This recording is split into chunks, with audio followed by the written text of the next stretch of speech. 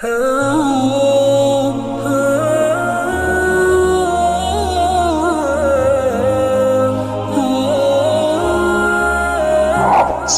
our YouTube channel and watch our الحمد لله نحمده ونستعينه ونستغفره ونؤمن به ونتوكل عليه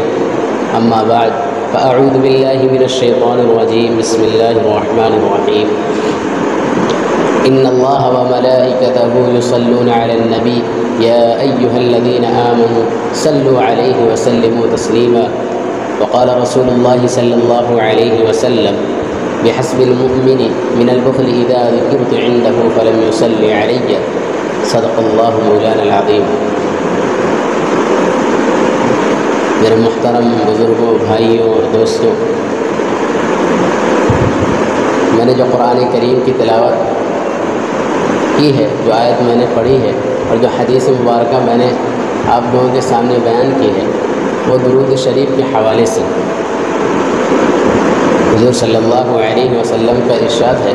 کہ آپ صلی اللہ علیہ وسلم نے فرمایا ہے کہ ایک مومن کے بخیل ہونے کے لیے، ایک ایمان والے کے بخیل ہونے کے لیے یہ بات کافی ہے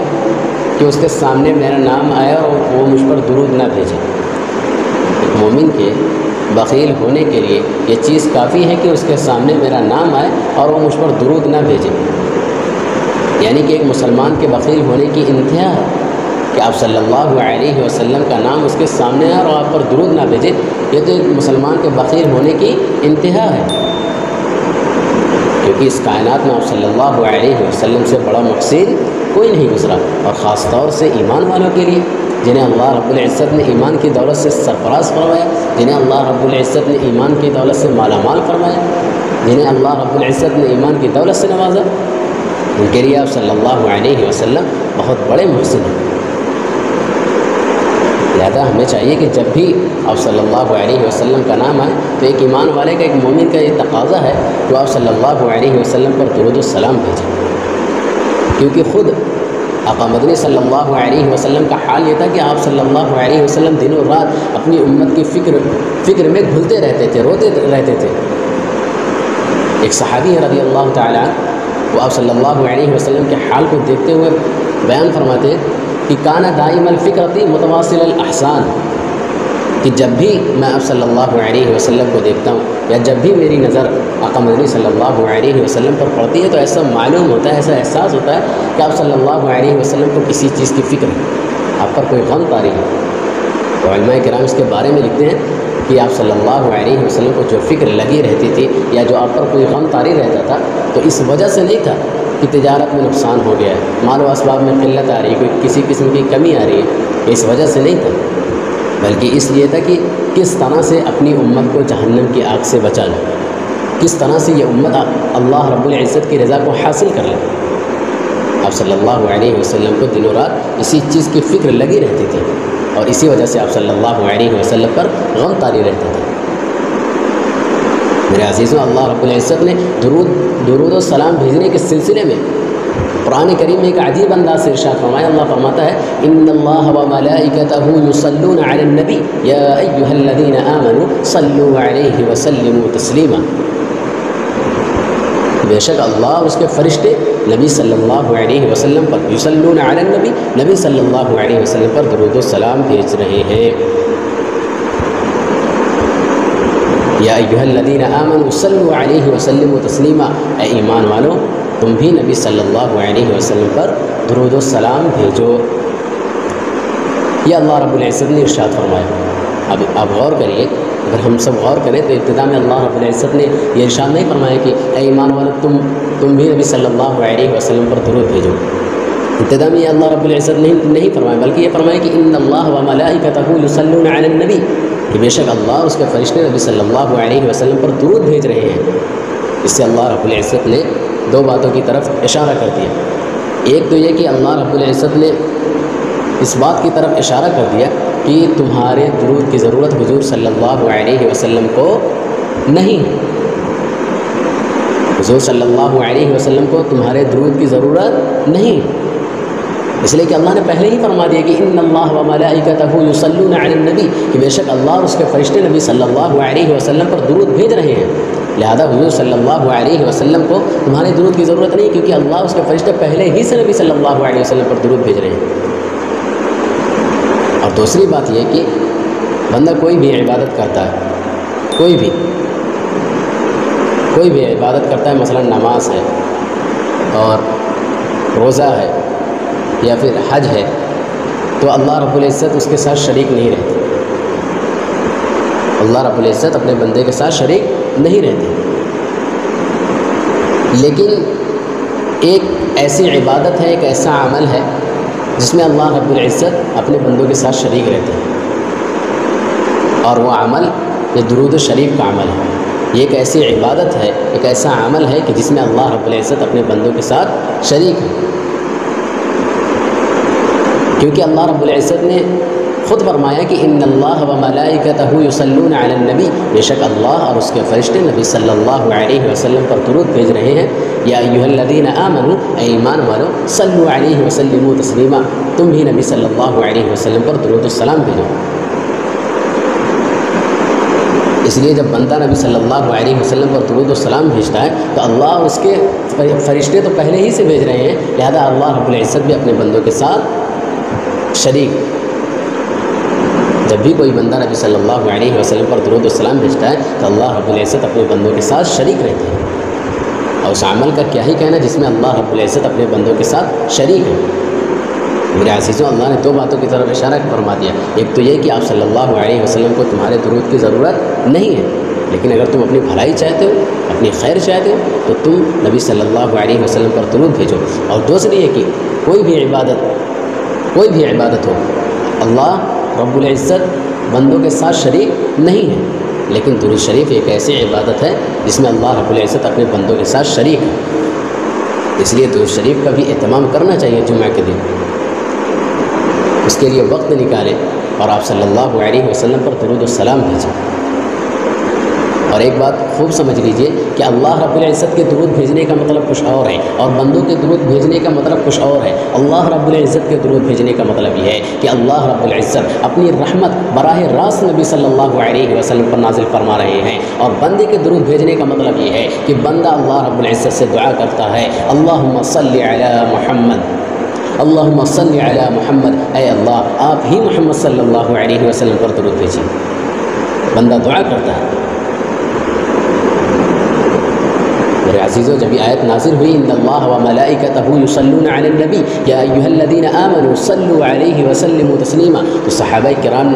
رضوان اللہ علیہم اجمعین نے اللہ کے رسول صلی اللہ علیہ وسلم سے ارشاد فرمایا، یا اللہ کے رسول، اللہ رب العزت نے ہمیں دو باتوں کا حکم دیا، اللہ نے ہمیں دو باتوں کا حکم دیا، ایک تو یہ کہ ہم آپ پر سلام بھیجیں، اور دوسری یہ کہ ہم آپ پر درود بھیجیں۔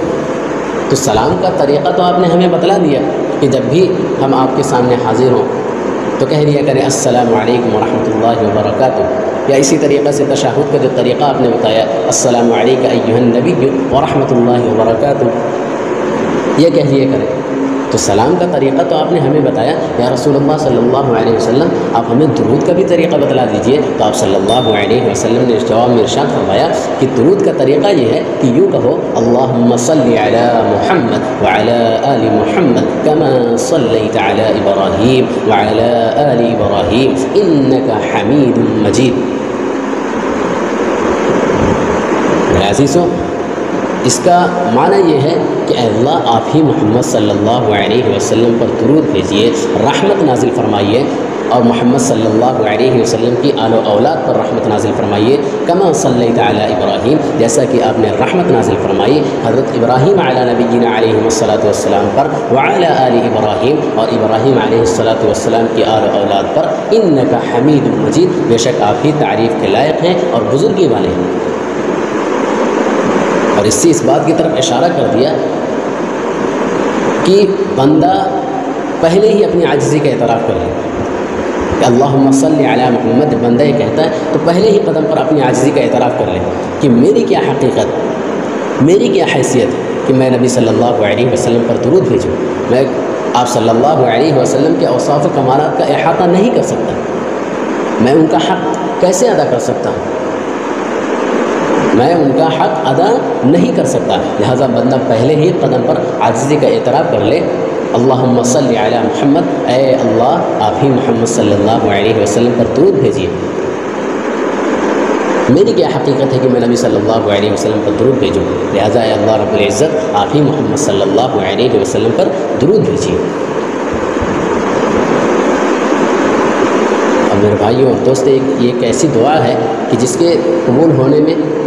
کوئی شک و شبہ نہیں ہے، شک کی کوئی گنجائش نہیں، ادنا درجے کی بھی گنجائش نہیں۔ جب کوئی شخص دعا مانگتا ہے تو وہ یقین کے ساتھ نہیں کہہ سکتا کہ میں نے جو دعا مانگی وہ 100% قبول ہے۔ یقین کے ساتھ نہیں کہہ سکتا کہ میں نے فلاں چیز مانگی اور مجھے مل جائے گی، میں نے دعا میں مانگی ہے، اس لیے کہ وہ یقین کے ساتھ نہیں کہہ سکتا کہ میری یہ دعا 100% قبول ہے۔ لیکن درود شریف یہ ایک ایسی دعا ہے جو 100% قبول ہوتی ہے یقینی طور پر، اس میں ذرا سے بھی ادنا درجے کی بھی گنجائش نہیں ہوتی۔ اسی لیے ہمیں بزرگوں نے یہ ادب بھی سکھا دیا کہ جب بھی ہم اپنی کسی مقصد کے لیے دعا کریں تو درود شریف پڑھ لیا کریں، پھر اپنا جو مقصد ہو وہ اللہ رب العزت سے کہیں، اور پھر آخر میں پھر درود شریف پڑھ لیا کریں، یعنی کہ پہلے اور آخر میں درود شریف لگا لیا کریں، اللہ رب العزت کی حمد و ثنا بیان کریں، درود شریف پڑھیں، اپنے مقصد کے لیے دعا کریں، پھر درود شریف پڑھ لیا کریں۔ اس لیے کہ اللہ رب العزت کے شان کریمی سے یہ بات بعید ہے کہ اللہ رب العزت پہلی دعا کو قبول کر لیں، آخری دعا کو قبول کر لیں اور بیچ والی کو چھوڑ دیں۔ یہ اللہ رب العزت کی شان کریمی سے بہت بعید بات ہے۔ انشاءاللہ اللہ رب العزت ضرور دعا کو قبول کر لیں گے، اور اللہ رب العزت نے درود شریف کے پڑھنے پر اجر و ثواب بھی رکھا ہے۔ اللہ فرماتا ہے جو شخص میرے حبیب صلی اللہ علیہ وسلم پر ایک مرتبہ درود پڑھے گا، میں اس پر 10 رحمتیں اپنی نازل فرماؤں گا اور اس کے 10 درجات بلند کر دوں گا اور اس کے 10 گناہ معاف کر دوں گا۔ میرے عزیزوں ذرا سوچیے کہ اللہ رب العزت نے ایک مرتبہ درود پڑھنے پر کیا کچھ رکھا ہے ہمارے لیے۔ اللہ رب العزت ہم پر کتنا مہربان ہے۔ لیکن بعض لوگ ایسے ہیں کہ بولنے میں بڑی گڑبڑی کرتے ہیں، کہ آپ صلی اللہ علیہ وسلم کا نام آتا ہے تو کہتے ہیں صلی اللہ علیہ وسلم، کہتے ہیں صلی اللہ علیہ وسلم۔ تو میرے عزیزوں ذرا دھیان دینے کی ضرورت ہے کہ جو ہم صلی اللہ علیہ وسلم کہتے ہیں صحیح نہیں ہے، اس سے درود کا حق ادا ہی نہیں ہوتا، اس سے درود کا حق ادا نہیں ہوتا۔ اگر اس طرح سے ہم کہیں گے تو پھر جبرائیل علیہ السلام کے بد دعا کے ہم مستحق ہو جائیں گے۔ جبرائیل علیہ السلام نے بد دعا دی تھی نا، میں نے اس سے پہلے بھی بتایا، جب میں نے والدین کے حقوق پر بیان کیا تھا تو میں نے وہ حدیث بھی آپ لوگوں کو سنائی تھی، پھر بھی سنا دے رہے ہیں کہ ایک مرتبہ آپ صلی اللہ علیہ وسلم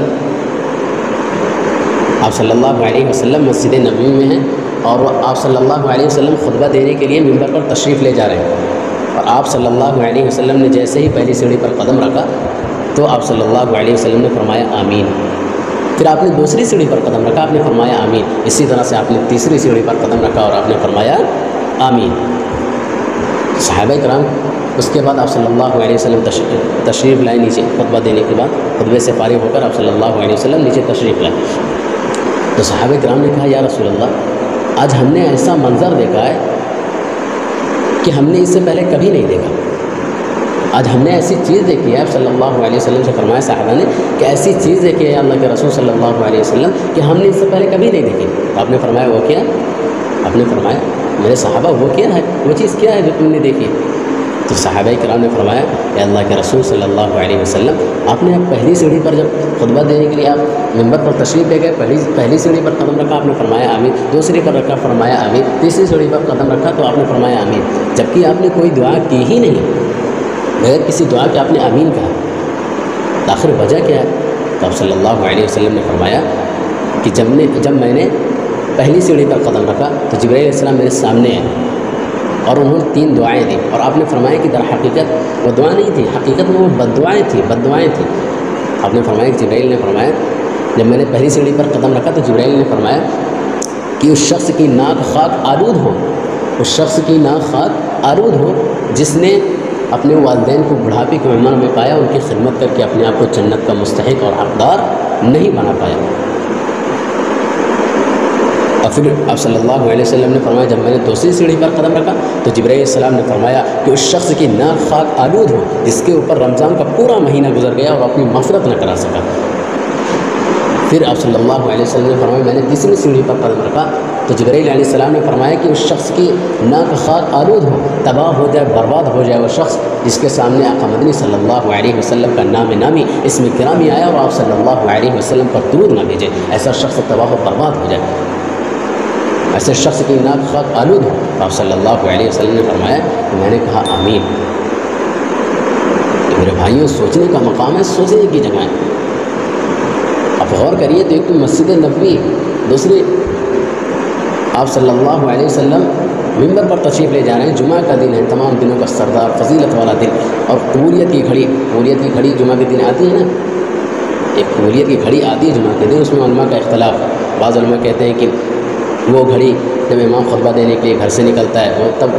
وہ قبولیت کی گھڑی ہوتی ہے، بعض کہتے ہیں جب ممبر پر تشریف لے جاتا ہے تب ہوتی ہے، بعض کہتے ہیں جب ایک خطبہ دے کر کے بیٹھتا ہے دوسرے خطبہ کے لیے، یعنی دو خطبوں کے درمیان، تب جا کر کے وہ گھڑی ہوتی ہے قبولیت کی، اور بعض کہتے ہیں کہ عصر سے لے کر مغرب تک، اور بزرگوں نے جس گھڑی کا اہتمام کیا وہ عصر سے مغرب تک کا ہی ہے، اس لیے کہ آپ صلی اللہ علیہ وسلم نے فرمایا کہ اس گھڑی کو آخری وقت میں تلاش کرو، اور بزرگوں نے اسی کا اہتمام کیا عصر سے لے کر مغرب تک۔ تو آپ سوچئے کہ قبولیت کا وقت ہے، اور پھر جبرائیل علیہ السلام جو تمام فرشتوں کے سردار ہیں وہ بددعائیں دے رہے ہیں، وہ بھی 3 دن بددعائیں، اور نبیوں کے نبی، دونوں جہان کے سردار، محسن انسانیت صلی اللہ علیہ وسلم کے اس پر آمین۔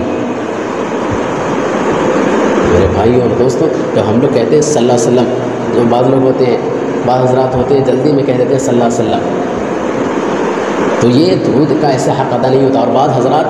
نے تو حد ہی کر دی کہ بعض حضرات جب لکھتے ہیں تحریر میں تو آپ صلی اللہ علیہ وسلم کا جب نام آتا ہے تو نام لکھ دیتے ہیں، لیکن صلی اللہ علیہ وسلم لکھنے کی باری آتی ہے تب انہیں گھبراہٹ چالو ہو جاتی ہے، ان کے اندر گھبراہٹ ہونے لگتی ہے، یا پھر وہ سوچتے ہیں کہ روشنائی بہت زیادہ خرچ ہو جائے گی، یا وقت بہت لگے گا، جبکہ ایسا کچھ بھی نہیں ہے، لکھنے میں کتنا وقت لگے گا، 4 سے 5 سیکنڈ 10 سیکنڈ، اب بولنے میں آرام سے، جو لوگ کہتے ہیں صلی اللہ علیہ وسلم، آرام سے بولنے میں کتنا لگے گا، 2 سے 3 4 سیکنڈ، صلی اللہ علیہ وسلم۔ تو بعض حضرات لکھنے میں لکھتے ہی نہیں ہیں، اور اگر لکھتے ہیں تو صاد لام عین میم بنا دیں گے، یا صرف صاد ہی بنا دیں گے، تو یہ بہت ہی غلط طریقہ ہے، نہایت ہی غلط طریقہ ہے، قابل ترک ہے، یہ طریقہ ناجائز ہے، بالکل صحیح نہیں ہے۔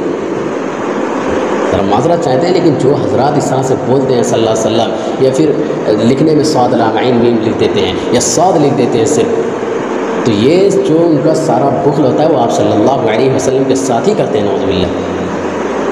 کہ یہ طریقہ بالکل قابل ترک ہے۔ کیا وہ اپنا سارا بخل آپ صلی اللہ علیہ وسلم کے ساتھ ہی کرنا ہوتا ہے انہیں؟ اس لیے میرے بھائی لکھنے میں ذرا غور کریں کہ جب لکھا کریں تحریر تو صلی اللہ علیہ وسلم پورا لکھا کریں، پورا لکھا کریں۔ کیا ہم آپ صلی اللہ علیہ وسلم کے لیے اتنا بھی نہیں کر سکتے کہ جب ان کا نام آتا ہے، صلی اللہ علیہ وسلم کا نام آتا ہے، تو ہم صلی اللہ علیہ وسلم پڑھ کر کے درود و سلام بھی نہیں بھیج سکتے؟ ایسا لگتا ہے کہ جیسے ایک بوجھ ہو جاتا ہے، جو لوگ ایسے لکھ دیتے ہیں، ایسا بولتے ہیں جلدی سے، ایسا لگتا ہے ان کے اوپر ایک بوجھ ہے، بہت بھاری بھرکم بوجھ ہے، جبکہ صلی اللہ علیہ وسلم کہنے میں کوئی وقت نہیں لگتا، اور کسی طرح کی کسی مشکل کا سامنا نہیں کرنا پڑتا، بلکہ اور اچھا لگتا ہے صلی اللہ علیہ وسلم، جو کوئی انسان بولتا ہے تو دل کو سکون ملتا ہے۔ میرے بھائیوں اور دوستوں، اس بات پر دھیان دیں کہ جب بھی آپ صلی اللہ علیہ وسلم کا نام آئے تو آپ صلی اللہ علیہ وسلم آرام سے کہیں اور اچھے سے کہیں، تاکہ درود کا حق ادا ہو جائے، ورنہ اس طرح اگر لکھیں گے صاد لام عین میم، یا صرف صاد ہونا کر کے چھوڑ دیں گے، صلی اللہ علیہ وسلم کہیں گے، تو درود کا حق ادا نہیں ہوگا، اور جب درود کا حق ادا نہیں ہوگا تو مطلب یہ کہ ہم نے درود بھیجا ہی نہیں، اور جب ہم نے درود نہیں بھیجا تو مطلب یہ ہوا، نتیجہ یہ نکلا کہ ہم اور آپ جبرائیل علیہ الصلوۃ والسلام کے بددعا کے مستحق ہو گئے، جس پر آپ صلی اللہ علیہ وسلم نے آمین بھی کہی۔ میرے عزیزوں، ذرا دھیان دینے کی ضرورت ہے بولنے میں، لکھنے میں، اس لیے کہ جب تک وہ تحریر باقی رہے گی، آپ صلی اللہ علیہ وسلم کا نام لکھیں گے آپ، اور صلی اللہ علیہ وسلم لکھیں گے، اور تحریر جب تک باقی رہے گی، کوئی پڑھتا رہے گا تو ملائکہ آپ کے لیے مغفرت کی دعا کرتے رہیں گے، جب بھی کوئی پڑھے گا آپ کے لیے ملائکہ مغفرت کی دعا کرتے رہیں گے، آپ کو ثواب ملے گا، فرشتے آپ کے لیے مغفرت کی دعا کریں گے۔ اور اسی لیے اب حضرات سے گزارش ہے کہ جمعہ کے دن خاص طور سے، اور اگر اور دن میں وقت نہیں ملتا ہے تو جمعہ کے دن خاص طور سے وقت نکالیں، قرآن کریم کی تلاوت کریں، اللہ کا ذکر کریں، اور اپنے لیے دعا مانگیں، اپنوں کے لیے بھی دعا مانگیں، اور درود شریف، درود ابراہیمی کا اور درود السلام آپ صلی اللہ علیہ وسلم پر بھیجنے کا اہتمام کریں۔ اور مجلس میں تو ظاہر سی بات ہے کہ جب کوئی بات ہوتی ہے ایسی تو آپ صلی اللہ علیہ وسلم کا نام، بعض ایسی مجلس ہوتی ہے کہ آپ صلی اللہ علیہ وسلم کا نام اس میں بار بار آتا رہتا ہے، تو ہمیں چاہیے، ایک ایمان والے کا تقاضا یہ ہے کہ جب بھی آپ صلی اللہ علیہ وسلم کا نام کسی مجلس میں پہلی بار سنیں تو کم از کم پہلی بار سننے پر تو درود ابراہیمی پڑھ لیا کریں گے، پھر جب آپ صلی اللہ علیہ وسلم کا نام اگر بار بار آ رہا ہے تو صلی اللہ علیہ وسلم کہہ لیا کریں، بہت اچھا ہے، تب اس سے بھی حق ادا ہو جاتا ہے، اور جو درود شریف ہیں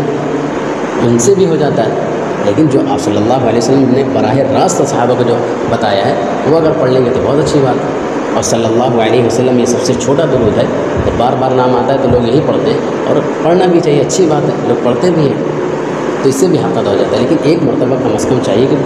پہلی مرتبہ جب نام سنیں آپ صلی اللہ علیہ وسلم کا تو کہہ لیا کریں اللہم صلی علی محمد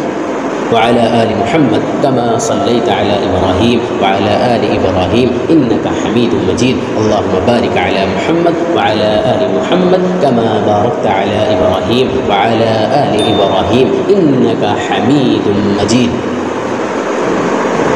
تو میرے بھائیوں اور دوستوں، اس کا اہتمام کریں، اور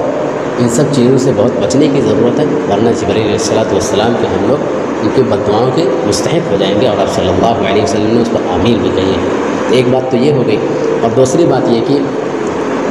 آج جمعۃ الوداع ہے، جسے ہم لوگ الوداع جمعہ کہتے ہیں، جمعۃ الوداع ہے، اور دیکھیے وقت کافی لگ رہا ہے کہ اس ٹائم بھی ہو گیا ہے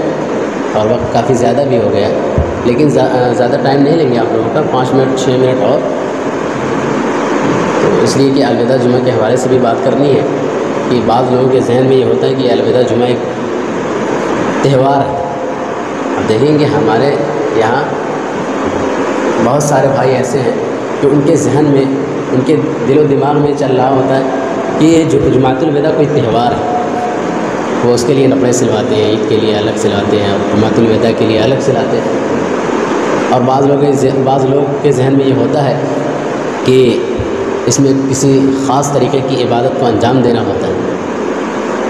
مثلا نوافل پڑھنی ہوتی ہے، اور یہ اتنی رکعت پڑھنی ہوتی ہے، اور اس رکعت میں یہ صورتیں، فلاں رکعت میں فلاں صورتیں۔ تو میں آپ لوگوں کو یہ بتا دوں، اور آپ لوگ خوب اچھی طریقے سے سمجھ لیجئے کہ ایسا کچھ بھی نہیں ہے، آپ صلی اللہ علیہ وسلم نے اس قسم کی کوئی تجویز نہیں فرمائی، نہ تو جمعۃ الوداع کوئی تہوار ہے، نہ تو اس میں کوئی خاص عبادت کو انجام دینا ہوتا ہے، ایسا کچھ بھی آپ صلی اللہ علیہ وسلم نے نہیں فرمایا۔ اگر اس طریقے سے کچھ بھی ہوتا تو آپ صلی اللہ علیہ وسلم ضرور تجویز فرماتے، لیکن آقا مدنی صلی اللہ علیہ وسلم نے کبھی کوئی ایسی چیز تجویز نہیں فرمائی کہ جمعۃ الوداع کے دن فلاں عبادت کرو، کوئی خاص عبادت کی تجویز فرمائی ہو، یا اسی طریقے سے جو لوگ سمجھتے ہیں کہ جمعۃ الوداع ایک تہوار کی طرح منانا چاہیے، تہوار ہے، تو ایسا کچھ بھی آپ صلی اللہ علیہ وسلم نے نہیں فرمایا ہے، یا میں بالکل کلیئر کر دوں، ایسی کوئی حدیث نہیں جس میں آپ صلی اللہ علیہ وسلم نے فرمایا کہ جمعۃ الوداع کو فلاں عبادت کو انجام دینا، کوئی خاص طریقہ، کوئی خاص عبادت نہیں بتائی آپ صلی اللہ علیہ وسلم نے۔ دیکھیے جمعہ جو رمضان کے دن میں پڑتا ہے وہ قابل قدر ہوتا ہے، جیسے عام دنوں میں اور جمعہ پڑتا ہے، عام مہینوں میں، تو وہ بھی فضیلت والا ہے، اس لیے کہ جمعہ کے دن تمام دنوں کا سردار ہے، لیکن رمضان المبارک کے مہینے میں جو جمعہ پڑتا ہے وہ اس سے زیادہ قابل قدر اس لیے ہوتا ہے کیونکہ اس میں 2 فضیلتیں جمع ہو جاتی ہیں۔ ایک تو یہ کہ جمعہ کا دن تمام دنوں کا سردار، اس میں قبولیت والی گھڑی بھی ہے، یہ فضیلت جمعہ کی، اور دوسری یہ کہ اس کی جو فضیلت ڈبل ہو جاتی ہے رمضان میں، اس لیے کہ رمضان کا ایک ایک لمحہ میرے بھائی، ایک ایک سیکنڈ، ایک ایک منٹ بڑا ہی قیمتی ہے، اور رمضان المبارک تمام مہینوں کا سردار، جمعہ تمام دنوں کا سردار، رمضان المبارک تمام مہینوں کا سردار، اس لیے 2 فضیلتیں جمع ہو گئی، اور اس جمعہ کی جو رمضان میں پڑتا ہے اس کی اہمیت اس وجہ سے بڑھ گئی۔ اور یہ جو الوداع جمعہ سے لوگ تہوار سمجھ رہے ہیں، تو میں بتا دوں اس کی قدر و قیمت اس لیے اور جمعہ سے بڑھی ہوئی ہے، اس آخری جمعہ کی اہمیت اس وجہ سے زیادہ بڑھی ہوئی ہے کیونکہ یہ آخری جمعہ ہے، اب اس کے بعد رمضان میں کوئی جمعہ نہیں آئے گا، لہٰذا جب بھی جمعہ آئے گا 2 فضیلتیں جب بھی جمع ہوں گی تو آئندہ سال جمع ہوں گی، اور کون جانتا ہے کہ آئندہ سال ہم رہیں گے یا نہیں۔ مثلا آپ دیکھیے نا کہ پچھلے سال ہمارے ساتھ بہت ایسے بھائی ہوں گے، آپ لوگوں کے ساتھ بہت سے ایسے بھائی ہوں گے کہ وہ آپ کے ساتھ صفوں میں کھڑے ہوتے تھے ایک ساتھ کندھے سے کندھا ملا کر کے، اور آپ کے ساتھ روزے رکھتے تھے، تلاوت کرتے تھے، اللہ کا ذکر کرتے تھے، لیکن اس سال وہ ہمارے ساتھ نہیں، اس سال وہ زمین کے نیچے ہیں۔ تو یہ جو ایک ایک لمحہ ہے، اس کی قیمت، اس کی اہمیت ان لوگوں سے پوچھے جو اس زمین کے نیچے ہیں۔ ہمیں اللہ رب العزت نے دولت نعمت عطا کر رکھی ہے،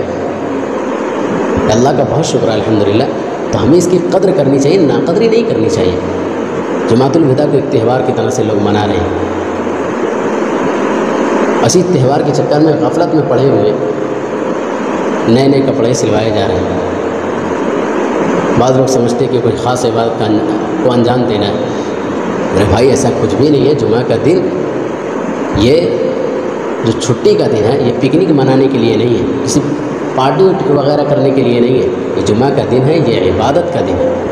یہ جو جمعہ کے دن قبولیت کی گھڑی کو جو اللہ رب العزت نے چھپا کر کے رکھ دیا ہے، اور علماء کا اس پر اختلاف ہے، تو اس وجہ سے ہے، اس سے یہ پتہ چلتا ہے کہ جمعہ کا جو دن ہوتا ہے پورا دن عبادت کا ہے، اب پورے دن عبادت کریے۔ تو یہ پکنک منانے کے لیے یا پارٹی منانے کے لیے یا اسی طریقے سے جماعت الوداع کو تہوار سمجھنا اور تہوار کی طرح سے منانا، یہ بالکل غلط طریقہ ہے، بالکل غلط چیز ہے۔ جمعہ کا دن عبادت کا دن، آپ عبادت کریے، نبی صلی اللہ علیہ وسلم پر درود و سلام بھیجیے، اللہ کا ذکر کریے، قرآن کی تلاوت کریے۔ اس لیے میرے بھائیوں اور دوستوں، ان سب چیزوں سے بچنے کی ضرورت ہے۔ اگر ہم جمعہ کے دن اپنا وقت اللہ کے ذکر میں، اللہ کی یاد میں، نبی صلی اللہ علیہ وسلم پر درود و سلام بھیجنے میں اور قرآن کی تلاوت کرنے میں اپنا وقت صرف کریں گے، اپنے وقت کو اس میں لگائیں گے، تو انشاءاللہ ڈھونڈیے اور ان کے پاس جائیے اور معلومات حاصل کریے۔ کسی نے بتا دیا اور آپ لوگ شروع بھی ہو گئے اور لوگ جماعت الوداع کو ایک تہوار کی طرح سے منانے لگے، تو میرے بھائی ان سب چیزوں سے بچنے کی ضرورت ہے۔ اور اللہ رب العزت سے دعا ہے، اللہ رب العزت ہم سب کو اللہ رب العزت دین کی صحیح سمجھ عطا فرمائے، اور ان سب باتوں پر کہنے سننے سے زیادہ اللہ رب العزت سب سے پہلے مجھے اور پھر آپ حضرات کو عمل کرنے کی توفیق عطا فرمائے۔ وآخر دعوانا ان الحمد للہ رب العالمین۔